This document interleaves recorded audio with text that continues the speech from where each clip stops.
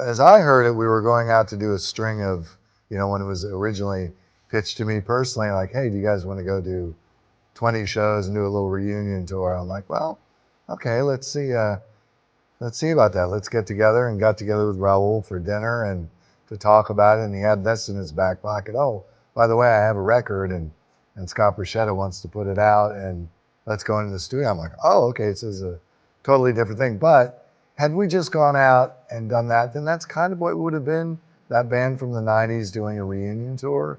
But this just completely changed everything internally, and I think externally how we were viewed.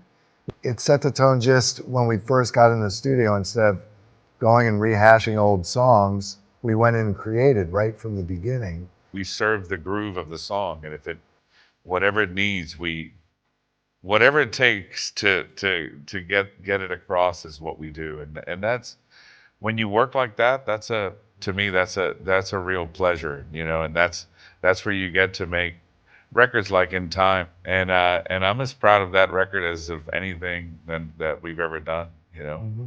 Uh, so it and it still holds up. People, we start the show with Back in Your Arms Again, you know, and it just it sets the Just tone for everybody. the night.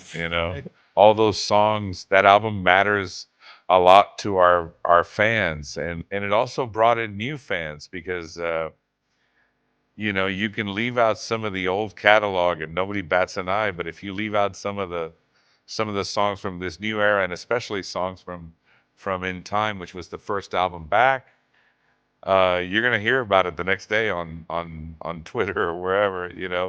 It made a mark, I think, in the expectations of people's expectations, in that a band that's been doing this for a while can come back and still make at the top of their game and make good music.